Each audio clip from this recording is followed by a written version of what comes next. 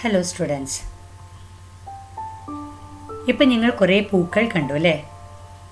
നല്ലൊരു സംഗീതത്തിൻ്റെ ഒപ്പം കുറേ പൂക്കളെ കണ്ടപ്പോൾ മനസ്സിന് വല്ലാത്തൊരു സന്തോഷവും സുഖവും തോന്നി.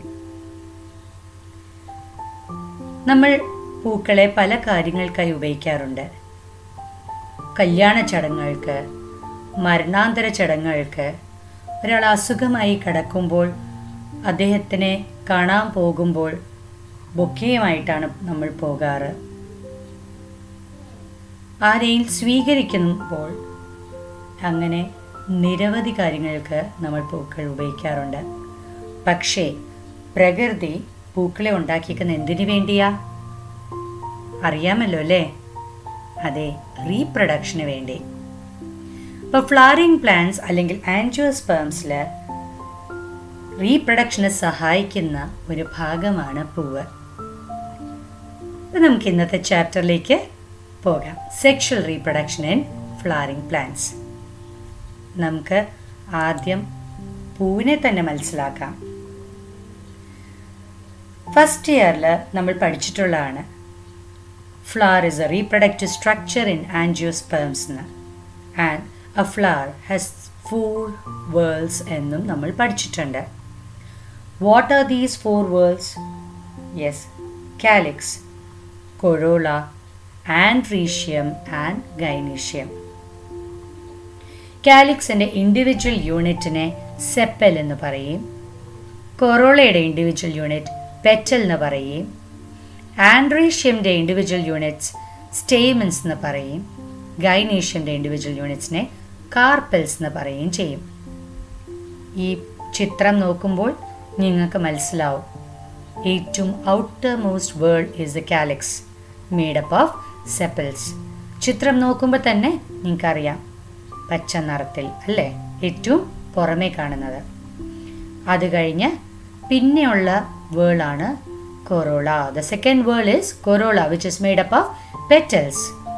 The third whorl is the male reproductive part and the individual unit is called stamen. The fourth whorl is a female reproductive part and the individual unit is called carpel. ഇതിൽ യഥാർത്ഥത്തിൽ റീപ്രൊഡക്റ്റീവ് ഓർഗൻ അല്ലെങ്കിൽ reproductive part എന്ന് പറയുന്നത് male reproductive പാർട്ടായ ആൻഡ്രീഷ്യവും female reproductive പാർട്ടായ ഗൈനീഷ്യം മാത്രമേ ഉള്ളൂ. Calyx and corolla are accessory whorls. നമുക്ക് ഓരോന്നായിട്ട് മനസ്സിലാക്കാം. കാലിക്സ് എന്ന് പറയുന്നത് മൊട്ടായ പരുവത്തിൽ ഒരു പൂവിനെ സംരക്ഷിക്കുകയാണ് ചെയ്യുന്നത്. ഇതാ നോക്കിയേ, പൂമൊട്ടിൻ്റെ പുറത്ത് ഈ പൂ വിരിഞ്ഞിട്ടില്ല. അപ്പോൾ ആ വിരിയാത്ത പൂവിനെ സംരക്ഷണം കൊടുക്കുക എന്നുള്ളതാണ് കാലിക്സിൻ്റെ ധർമ്മം. കാലിക്സിനെ ഓരോ ഇൻഡിവിജ്വൽ യൂണിറ്റ് ഈ മൊട്ടിനെ എൻക്ലോസ് ചെയ്യുന്നു, പൊതിഞ്ഞു വെക്കുന്നു. ഈ ഇൻഡിവിജ്വൽ യൂണിറ്റായ സെപ്പൽസ് ഒന്നി സെപ്പറേറ്റ് ആയിരിക്കും. ഇപ്പം ഇവിടെ ദാ നോക്കിയേ, ഇത് സെപ്പറേറ്റ് ആണ്. ഓരോ യൂണിറ്റിനെ നമുക്ക് വേർതിരിച്ച് കാണാൻ കഴിയുന്നു. അത്തരം സെപ്പൽസിനെ നമ്മൾ പോളിസെപ്പാലസ്, ആ കണ്ടീഷന് പറയുന്ന പേര് പോളിസെപ്പാലസ് എന്നാണ്. എന്നാൽ മറ്റ് ചില പൂക്കളിൽ അങ്ങനെ ആയിരിക്കില്ല. ഈ സെപ്പിൾസ് യോജിച്ചിരിക്കുന്നതായിട്ടായിരിക്കും കാണപ്പെടുന്നത്. അത്തരം പൂക്കളെ നമ്മൾ ഗാമോസെപ്പാലസ് പൂക്കൾ എന്ന് പറയും. ഇതൊക്കെ നമ്മൾ ഫസ്റ്റ് ഇയറിൽ പഠിച്ചിട്ടുള്ളതാണ്. ഞാൻ ഒന്ന് ഓർമ്മപ്പെടുത്തിയത് മാത്രം. യൂഷ്വലി കാലിക്സിൻ്റെ നിറം പച്ച നിറമാണ്. അതുകൊണ്ട് തന്നെ കണ്ടാൽ ഇലകൾ പോലെ ഇരിക്കും. ഏറ്റവും പുറമെ കാണുന്ന വേളാണ്. Function is protection. അടുത്തത് കൊറോള. ഇൻഡിവിജ്വൽ യൂണിറ്റ്സിനെ നമ്മൾ പെറ്റൽസ് എന്ന് പറയും. പെറ്റൽസ് മോഡിഫൈഡ് ലീവ്സ് ആണ്. ഇത് പൂവിൻ്റെ റീപ്രൊഡക്റ്റീവ് പാർട്ടായ ആൻഡ്രീഷ്യം ആൻഡ് ഗൈനീഷ്യത്തിനെ ചുറ്റിനും പൊതിഞ്ഞു വെക്കുന്നു. പെറ്റൽസും സെപ്പൽസിന്റെ കാര്യം പറഞ്ഞതുപോലെ തന്നെ സെപ്പറേറ്റ് ആവാം അല്ലെങ്കിൽ ഫ്യൂസ്ഡ് ആവാം. സെപ്പറേറ്റ് ആയ പെറ്റൽസിനെ നമ്മൾ പോളിപെറ്റാലസ് എന്ന് പറയും. ഫ്യൂസ്ഡ് ആയ പെറ്റൽസിനെ നമ്മൾ ഗാമോപെറ്റാലസ് എന്ന് പറയും. ഈ പെറ്റൽസ് യൂഷ്വലി ബ്രൈറ്റ്ലി കളേർഡ് ആണ്. ചില പൂക്കൾക്ക് പെറ്റൽസിൽ ഫ്രേഗ്രൻസും ഉണ്ട്. ഇതെന്തിനാണ് അതിൽ നല്ല നിറം കൊടുത്തിരിക്കുന്നത്? ഇപ്പം ദാ ഇവിടെ തന്നെ നോക്കിയാൽ ബ്രൈറ്റ് റെഡ് കളർ ആണ് ഈ റോസിൽ കാണുന്നത്. ചില പൂക്കൾ നല്ല ബ്രൈറ്റ് യെല്ലോ ആയിരിക്കും, ബ്രൈറ്റ് ഓറഞ്ച് ആയിരിക്കാം, ബ്രൈറ്റ് പിങ്ക് ആയിരിക്കാം. അങ്ങനെ പല കളേഴ്സ് ഉണ്ട്. ഈ കളേഴ്സ് കൊടുത്തിരിക്കുന്നത് usually to attract the pollinators. ഫ്രേഗ്രൻസും അതേപോലെ തന്നെ. യൂഷ്വലി രാത്രി പൂക്കുന്ന പൂക്കൾക്കാണ് ഫ്രേഗ്രൻസ് കൂടുതലും കാണപ്പെടുന്നത്. അവിടെയും അത് തന്നെയാണ് ഉദ്ദേശം, പോളിനേറ്റേഴ്സിനെ അട്രാക്റ്റ് ചെയ്യുക എന്നുള്ളതാണ്. രാത്രി പൂക്കുന്ന പൂക്കൾക്ക് കൊറോളയുടെ നിറം യൂഷ്വലി വൈറ്റ് ആയിരിക്കും, so that it stands out in the darkness of the night. മൂന്നാമത്തെ whorl androecium, the male reproductive organ in a flower. അതിൻ്റെ ഇൻഡിവിജ്വൽ യൂണിറ്റ്സിനെ നമ്മൾ സ്റ്റേമൻസ് എന്ന് പറയും. എന്താ നോക്കിയേ, ഇവിടെ നമുക്കൊരു 6 സ്റ്റേമൻസ് കാണാം അല്ലേ? നടുക്കുള്ളതല്ല, നടുക്കുള്ളത് ഫീമെയിൽ റീപ്രൊഡക്റ്റീവ് പാർട്ടാണ്. ചുറ്റിനും കാണുന്ന ഈ വേൾഡ് അതാണ് androecium. Individual unit is stamen. The stamen is composed of 2 parts. A slender stalk called the stem filament, and on top of the filament you have a sac-like structure called anther that produces pollen grains. നമുക്ക് ഈ ചിത്രത്തിൽ തന്നെ അത് വ്യക്തമാവുന്നുണ്ട്. ഒരു slender stock, ഒരു തണ്ട് കാണാം. ഇതാണ് ഫിലമെന്റ്. ആ ഫിലമെന്റിന്റെ അറ്റത്ത് നമുക്ക് ഒരു സാക്ക് ലൈക്ക് സ്ട്രക്ചർ കാണാം, and that is the anther. ഈ ആന്തറിനകത്താണ് പൂമ്പൊടി അല്ലെങ്കിൽ പോളൻ ഗ്രെയിൻസ് കാണപ്പെടുന്നത്. So it is a male reproductive organ in a flower. സ്റ്റേമൻസിൽ ഒരുപാട് വേരിയേഷൻസ് നമുക്ക് കാണാൻ കഴിയും. നമ്മൾ മുറ്റത്തോട്ട് ഇറങ്ങി അല്ലെങ്കിൽ ഗാർഡനിലേക്ക് ഇറങ്ങി നമ്മൾ കുറേ പൂക്കളിനെ കളക്ട് ചെയ്തിട്ട് അതിൻ്റെ എതളുകളെല്ലാം മാറ്റി സ്റ്റേമൻസിനെ നമ്മൾ നോക്കുകയാണെങ്കിൽ നമ്മൾ തന്നെ അത്ഭുതപ്പെട്ടു പോകും. എന്തുമാത്രം വൈവിധ്യമാണ് സ്റ്റേമൻസിൻ്റെ അറേഞ്ച്മെൻറ്റിൽ, സ്റ്റേമൻസിൻ്റെ നീളത്തിൽ, സ്റ്റേമൻസിൻ്റെ ഷേപ്പിൽ, അതേപോലെ സ്റ്റേമൻസിൻ്റെ എണ്ണത്തിൽ കാണാൻ കഴിയുന്നത്. നാലാമത്തെ word gynoecium. Gynoecium is a female reproductive part in a flower. The female portion of the flower. Individual unitനെ നമ്മൾ കാർപ്പൽ എന്നും പറയും. ഗൈനീഷ്യം ഏറ്റവും അകത്ത് കാണുന്ന വേളാണ്, ദ ഇന്നർമോസ്റ്റ് വേൾ. ഈ കാർപ്പലിന് 3 ഭാഗങ്ങളുണ്ട്. ദാ ഈ പൂവിൻ്റെ നടുക്ക് കാണുന്നു അല്ലേ? ആ നടുക്ക് കാണുന്ന ഭാഗത്തിന് എക്സ്പാൻഡ് ചെയ്ത് കാണിച്ചിരിക്കുന്ന ചിത്രമാണിത്. 3 ഭാഗം, ഒന്ന് സ്റ്റിഗ്മ, മറ്റൊന്ന് സ്റ്റൈൽ, മൂന്നാമത്തെ ഓവറി. സ്റ്റിഗ്മയിലാണ് പോളൻ ഗ്രെയിൻസ് വന്ന് ഡെപ്പോസിറ്റ് ചെയ്യപ്പെടുന്നത്. It's a sticky knob at the top of the pistil where the pollen is deposited. Pollen grains വന്ന് വീഴുന്ന ഇവിടെയാണ്. പരാഗണ സമയത്ത് അല്ലെങ്കിൽ പോളിനേഷൻ സമയത്ത് പോളൻ ഗ്രെയിൻസ് വന്ന് വീഴുന്നത് ഇവിടെയാണ്. ഇനി അഥവാ പോളൻ ഗ്രെയിൻസ് കമ്പാറ്റബിൾ ആണെങ്കിൽ, കമ്പാറ്റബിൾ എന്ന് പറഞ്ഞാൽ ചേർച്ചയുള്ളതാണെങ്കിൽ, അതേ പൂവിൻ്റെ പൂമ്പൊടി വന്ന് വീണാൽ മാത്രമേ ചേർച്ചയുണ്ടാവുകയുള്ളൂ. അപ്പം അങ്ങനെ ചേരുന്ന പോളൻ ഗ്രെയിൻ ആണെങ്കിൽ, കമ്പാറ്റബിൾ ആണെങ്കിൽ, ഈ പോളൻ ഗ്രെയിൻസ് ജെർമിനേറ്റ് ചെയ്ത് വളരാൻ തുടങ്ങും. പോളൻ ട്യൂബ് പുറത്തേക്ക് എക്സ്റ്റെൻഡ് ചെയ്യും. ഈ ട്യൂബ് വളരുന്നത് ഒരു ഹോളോ സ്ലെൻഡർ ട്യൂബിലൂടെയാണ്. ഈ ട്യൂബ് ലൈക്ക് സ്ട്രക്ചറിന് പറയുന്ന പേരാണ് style. So the style is the long tube-like structure through which the pollen tube grows. ഏറ്റവും ബേസൽ പാർട്ടിൽ ഒരു swollen structure കാണാൻ പറ്റും, which is called the ovary. It is present at the base of the carpel. Fertilisation കഴിഞ്ഞു കഴിയുമ്പോൾ ഈ ovary ഫ്രൂട്ടായി മാറുകയാണ് ചെയ്യുന്നത്. ഈ ഓവറിയുടെ ഉള്ളിൽ ഒവ്യൂൾ എന്ന് പറഞ്ഞ സ്ട്രക്ചേഴ്സും നമുക്ക് കാണാൻ പറ്റും. അതിൻ്റെ സെക്ഷൻ എടുത്ത് നോക്കുമ്പോഴാണ് നമുക്കത് വ്യക്തമായി കാണാൻ പറ്റുന്നത്. ഈ ഓവ്യൂൾസ് ആണ് later on after fertilisation seeds ആയി മാറുന്നത്. അപ്പോൾ ഓവറി എന്തായി മാറുന്നു? ഫ്രൂട്ടായി മാറുന്നു. ഓവറിയുടെ അകത്ത് കാണുന്ന ഒവ്യൂൾസ് എന്തായി മാറുന്നു? സീഡ്സ് ആയി മാറുന്നു. അപ്പം 4 വേൾഡ്സ് ഏതാണെന്ന് നമ്മൾ പരിചയപ്പെട്ടല്ലോ. Outermost whorl is a sepal or the collectively called the calyx. അത് കഴിഞ്ഞിട്ട് അകത്തോട്ടുള്ള ലെയറാണ് corolla, collectively called petals collectively called the corolla. അതിൻ്റെ അകത്തോട്ട് കാണുന്നത് androecium, its individual unit is called the stamen, and ഏറ്റവും അകത്ത് കാണുന്നതാണ് carpels, collectively called the gynecium. നമുക്കിനി മെയിൽ റീപ്രൊഡക്റ്റീവ് ഓർഗൻ ഏതാന്ന് പരിചയപ്പെടാം, വിശദമായി മനസ്സിലാക്കാം. The andrecium. The individual unit is called the stamen. Stamen has two parts, അല്ലേ? The anther and the filament. ഈ ആന്തറിനെ ഞാൻ ട്രാൻസ്വേഴ്സ് സെക്ഷൻ എടുത്തു കഴിയുമ്പോൾ ഇതുപോലെ ഒരു സ്ട്രക്ചർ കാണാൻ കഴിയും. ഈ കാണിച്ചേക്കുന്ന TS ആണ്, ഓർ ട്രാൻസ്വേഴ്സ് സെക്ഷൻ ആണ്. അപ്പോൾ നമ്മൾ ആന്തറിനെ ഒരു ബ്ലേഡ്, നല്ല ഷാർപ്പ് ബ്ലേഡ് വെച്ച് നമ്മൾ സെക്ഷൻ എടുക്കുമ്പോൾ you will get an outline like a butterfly. ഒരു ബട്ടർഫ്ലൈയുടെ ആകൃതി അല്ലെങ്കിൽ ഒരു ഔട്ട്ലൈൻ ഉള്ള ഒരു സ്ട്രക്ചർ കാണാൻ കഴിയും. ഈ സ്റ്റേമൻസിന്റെ എണ്ണം, ലെങ്ത് എല്ലാം പല പല സ്പീഷീസ് ഓഫ് പ്ലാന്റ്സിൽ പല രീതിയിലാണ്. ഇതാണ് ആന്തറിന്റെ ട്രാൻസ്വേഴ്സ് സെക്ഷന്റെ ഷേപ്പ്. നേരത്തെ പറഞ്ഞല്ലോ ഒരു ബട്ടർഫ്ലൈ ലൈക്ക് സ്ട്രക്ചർ കാണാൻ കഴിയുമെന്ന്. Anthers R bilobed. 2 ലോബ് ഉണ്ട്. നമ്മൾ നോക്കിയാൽ ഒരു ലോബ് ഇതാ, ഇത് മറ്റേ ലോബ് ഇത്. ഓരോ ലോബിലും 2 തീക്കയുണ്ട്. തീക്കയ്ക്ക് ക്യാവിറ്റി എന്നും പറയും. ഈ തീക്ക നമുക്ക് വേണമെങ്കിൽ മൈക്രോസ്പൊറാഞ്ചിയ എന്നും പറയാം. ദാറ്റ് ഈസ് ഭാവിയിലെ പോളൻ ഗ്രെയിൻസ് അല്ലെങ്കിൽ മൈക്രോസ്പോറിനെ ബെയർ ചെയ്യുന്ന സഞ്ചികൾ, സാക്ക് ലൈക്ക് സ്ട്രക്ചേഴ്സ്. അപ്പോൾ ഓരോ ലോബിലും എത്ര തീക്കയുണ്ട് അല്ലെങ്കിൽ എത്ര മൈക്രോസ്പൊറാഞ്ചിയ ഉണ്ട്? ഓരോ ലോബിലും ഈ 2 വീതമുണ്ട്. അപ്പോൾ മൊത്തം ആന്തറിൽ എത്ര എണ്ണം ഉണ്ട്? 4 മൈക്രോസ്പൊറാഞ്ചിയ ഇൻ 4 കോർണേഴ്സ്.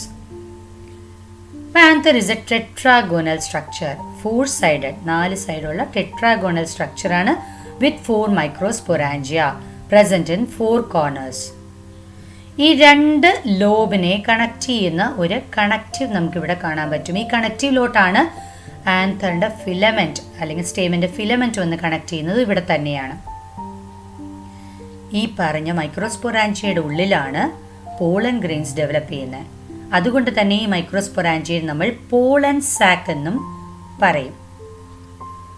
അപ്പൊ ആന്തറിന്റെ TS മനസ്സിലായല്ലോ. ആന്തർ ബൈലോബ്ഡ് ആണ്, 2 ലോബുണ്ട്. ആന്തറും ഫിലമെന്റും കണക്ട് ചെയ്യുന്ന ഭാഗം ഇവിടെ കണക്റ്റീവ്. ഓരോ ലോബിലും 2 തീക്ക വീതമുണ്ട്. That is 2 microsporangia are present in each lobe. So the anther has 4 microsporangia located in 4 corners.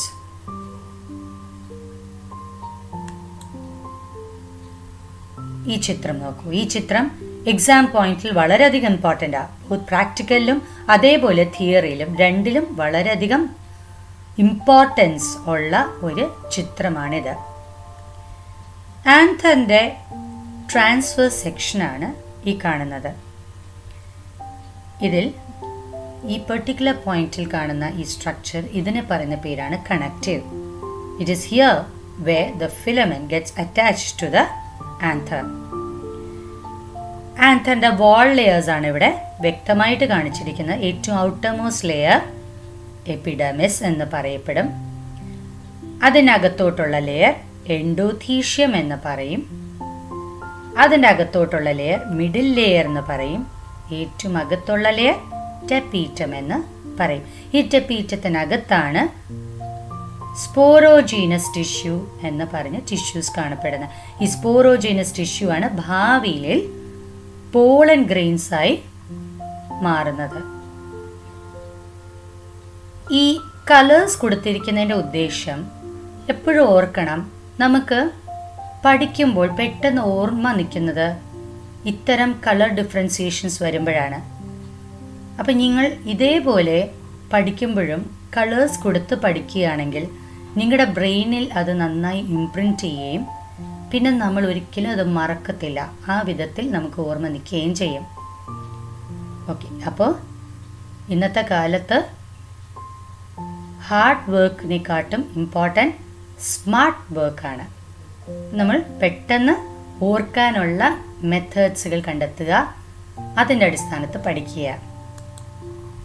Okay, ഇനി ആന്തറിൻ്റെ 4 വാൾ ലെയേഴ്സ് നമുക്കൊന്ന് പരിചയപ്പെടാം. ഞാൻ പറഞ്ഞു ഏറ്റവും outermost layer is the epidermis. It is protective in function.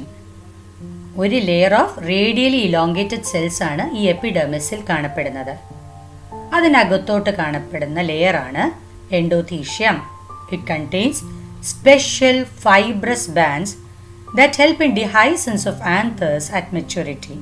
ഒരു ആന്തർ മെച്യൂർ ആയി കഴിയുമ്പോൾ ആ ആന്തർ ഡിഹൈസ് ചെയ്ത് അത് പൊട്ടി പുറത്തേക്ക് പോളൻ ഗ്രെയിൻസ് വരാൻ സഹായിക്കുന്ന ഒരു ലെയറാണ് എൻഡോത്തീഷ്യം.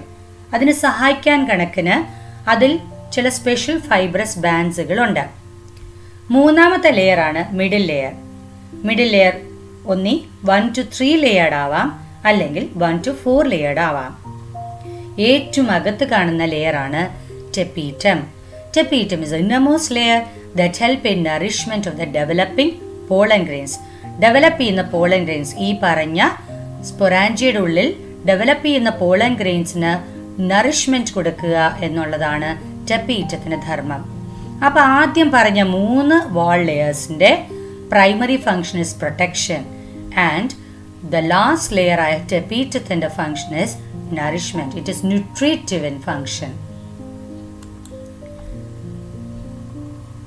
നേരത്തെ പറഞ്ഞതുപോലെ തന്നെ ആന്തറിന്റെ ഓരോ ലോബിൽ 2 മൈക്രോസ്പൊറാഞ്ചിയ വീതമുണ്ട്. ഈ മൈക്രോസ്പൊറാഞ്ചിയയുടെ ഉള്ളിൽ സ്പോറോജീനസ് ടിഷ്യൂ എന്ന് പറയുന്ന ഹോമോജീനസ് ഒരേപോലെയുള്ള സെൽസുകൾ കൊണ്ട് നിർമ്മിച്ചതാണ്. ഈ സ്പോറോജീനസ് ടിഷ്യൂവിൽ ചില പ്രത്യേക കോശ വിഭജനം നടന്നിട്ടാണ് അതിൽ നിന്ന് മൈക്രോസ്പോറുകൾ ഉണ്ടാവുകയോ അല്ലെങ്കിൽ പോളൻ ഗ്രെയിൻ ഉണ്ടാവുകയോ ചെയ്യുന്നത്. പോളൻ ഗ്രെയിൻസ് മെച്യൂരിറ്റി ആവുമ്പോഴത്തേക്കും ഈ ആന്തർ ഡിഹൈസ് ചെയ്ത്, ഇവിടെ കണ്ടോ, ആന്തർ ഡിഹൈസ് ചെയ്ത് ഇവിടെ ഒരു ഓപ്പണിംഗ് ആയിട്ടുണ്ട് അല്ലെ, ബ്രേക്ക് ഓപ്പൺ ചെയ്തിട്ടുണ്ട്. ഈ ഓപ്പണിംഗ് വഴിയാണ് പോളൻ ഗ്രെയിൻസ് പുറത്തേക്ക് റിലീസ് ചെയ്യുന്നത്. ഇനി നമുക്ക് മൈക്രോസ്പോറോജെനസിസ് എന്താണെന്ന് മനസ്സിലാക്കാം. Microsporogenesis is a process of formation of microspores from pollen mother cells or microspore mother cell through meiosis. അപ്പം നമ്മൾ നേരത്തെ പറഞ്ഞു സ്പൊറാഞ്ചിയ, അതിൻ്റെ ഉള്ളിൽ സ്പോറോജീനസ് ടിഷ്യൂ ഉണ്ടെന്ന് പറഞ്ഞിരുന്നു അല്ലേ. അപ്പോൾ ഓരോ സ്പോറോജീനസ് ടിഷ്യൂവിലെ ഓരോ സെൽസും ഒരു പൊട്ടൻഷ്യൽ പോളൻ മദർ സെൽ, മാതാകോശങ്ങൾ അല്ലെങ്കിൽ മൈക്രോസ്പോർ മദർ സെൽ MMC ആയിട്ടും പെരുമാറും. ഒന്ന് PMC അല്ലെങ്കിൽ MMC, രണ്ടും ഒന്ന് തന്നെയാണ്. PMC means pollen mother cell, MMC microspore mother cell ആയിട്ട് പെരുമാറും. ഏത് സ്പോറോജനസ് ടിഷ്യൂവിലെ ഓരോ സെൽസും. ഈ സെൽ അണ്ടർഗോസ് മിയോസിസ്. മിയോസിസ് നടത്തുമ്പോൾ സ്വാഭാവികമായിട്ട് അതിൽ എന്തുണ്ടാവും? 4 ഡോട്ടർ സെൽസ് ഉണ്ടാവും. ഈ 4 daughter cells they arrange in A tetrad. 4 സെൽസിന്റെ കൂട്ടമായിട്ട് അറേഞ്ച് ചെയ്തിരിക്കും. പക്ഷെ ആന്തേഴ്സ് മെച്യൂർ ചെയ്യുമ്പോൾ അതിലെ ജലാംശം നഷ്ടമാകുകയും ഡീഹൈഡ്രേറ്റ് ചെയ്തിട്ട് ഇവർ തമ്മിൽ നിന്ന് ഡിസോസിയേറ്റ് ചെയ്യാൻ തുടങ്ങും. അങ്ങനെ അത് മെല്ലെ പോളൻ ഗ്രെയിൻസ് ആയി ഡെവലപ്പ് ചെയ്യും. ഈ pollen grains later on anther maturity സമയത്ത് ഡിഹൈസ് ചെയ്ത് പുറത്തേക്ക് വരും. അപ്പോൾ ഈ പറഞ്ഞ മൈക്രോസ്പൊറാഞ്ചിയത്തിന്റെ ഉള്ളിലുള്ള സ്പോറോജിനസ് ടിഷ്യൂ എന്ന് പറയുന്നത് it is diploid in condition. അങ്ങനെ ആ ഡിപ്ലോയിഡ് സെൽസ്, അതിൽ ഓരോ സെല്ലും മൈക്രോസ്പോർ മദർ സെല്ലോ അല്ലെങ്കിൽ പോളൻ മദർ സെല്ലായി പെരുമാറുന്നു. അപ്പോഴും അത് ഡിപ്ലോയിഡ് ആണ്. ആ ഡിപ്ലോയിഡ് സെൽസ് മിയോസിസിൽ ഏർപ്പെട്ടിട്ട് 4 ഡോട്ടർ സെൽസ് ഫോം ചെയ്യും. ഈ 4 ഡോട്ടർ സെൽസ് 4 എണ്ണത്തിന്റെ കൂട്ടം അല്ലെങ്കിൽ ടെട്രാഡിന്റെ രൂപത്തിലാണ് അറേഞ്ച് ചെയ്തിരിക്കുന്നത്. പക്ഷെ ഇത് മിയോസിസ് കഴിഞ്ഞുണ്ടാവുന്ന ഡോട്ടർ സെൽസ് ആയതിനാൽ ഈ ഓരോ സെല്ലും ഹാഫ് ദ ക്രോമസോം കോൺസ്റ്റിറ്റ്യൂഷൻ ആയിരിക്കും ഉള്ളത്. That is N constitution. Later on anther mature ചെയ്യുമ്പോൾ ജലാംശം നഷ്ടമാവും. അപ്പോൾ എന്ത് പറ്റും? ഈ മൈക്രോസ്പോർസ് തമ്മിൽ നിന്നും വേർതിരിഞ്ഞ് സെപ്പറേറ്റ് ആവാൻ തുടങ്ങും.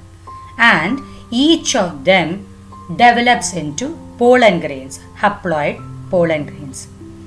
അപ്പോൾ ഒരു മൈക്രോസ്പൊറാഞ്ചിയത്തിനകത്ത് ആയിരക്കണക്കിന് മൈക്രോസ്പോറോ പോളൻ ഗ്രെയിനുകളോ കാണപ്പെടും.